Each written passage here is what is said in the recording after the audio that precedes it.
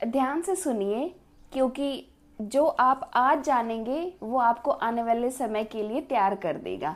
हरे कृष्णा दोस्तों, मैं हूँ मोनिका। श्री कृष्णा के आदेश पर पांडव अपने रथों से उतरकर पैदल ही वन की ओर चले। वन शांत था, लेकिन वातावरण में एक रहस्य घुला था। पांचों भाई अलग अलग दिशाओं में निकले ताकि अपने अपने अनुभव जुटा सके। सबसे पहले युधिष्ठिर का अनुभव। घने जंगल में चलते हुए युधिष्ठिर ने एक विशालकाय 2 सूंडों वाले हाथी को देखा। वह अपने दोनों सूंडों से पेड़ को उखाड़ रहा था। यह दृश्य देखकर वो सोच में पड़ गई। ये क्या संकेत है?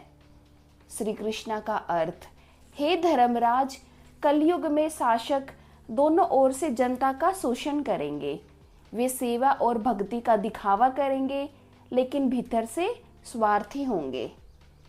अर्जुन का अनुभव। अर्जुन एक सुंदर वन में पहुंचे जहां पक्षियों की मधुर चहचहाट थी।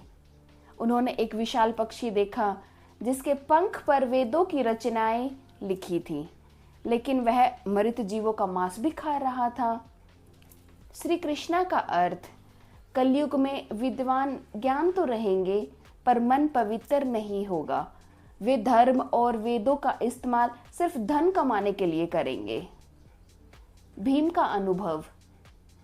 हरे भरे चारागाह में भीम ने एक गाय को देखा जो अपने नन्हे बछड़े को इतनी जोर से चाट रही थी कि वह लहूलुहान हो गया। इस पे श्री कृष्णा का अर्थ, कलयुग में माता पिता का अति स्नेह बच्चों को आत्मनिर्भर नहीं बनने देगा। ममता भी बाधा बन जाएगी। सहदेव का अनुभव। सहदेव 7 कुओं के पास पहुंचे। 6 कुएं पानी से भरे थे, लेकिन बीच का सबसे गहरा कुआं पूरी तरह से सूखा था। इस पे श्री कृष्ण का अर्थ, कलयुग में लोग बाहर से धनवान होंगे पर जरूरतमंदों की भूख प्यास की परवाह नहीं करेंगे। स्वार्थ इस युग की पहचान होगा। नकुल का अनुभव। नकुल ने एक विशाल चट्टान को पहाड़ से लुढ़कते देखा जो बड़े बड़े पेड़ों को उखाड़ रही थी, लेकिन एक छोटे पौधे के पास पहुंचते ही रुक गई। इस पे श्री कृष्णा का अर्थ, कलयुग में धन और सत्ता पतन को नहीं रोक पाएंगे, लेकिन सच्ची भक्ति एक छोटे पौधे की तरह जीवन बचा सकती है। गरुड़ पुराण के अनुसार कलयुग का अंत।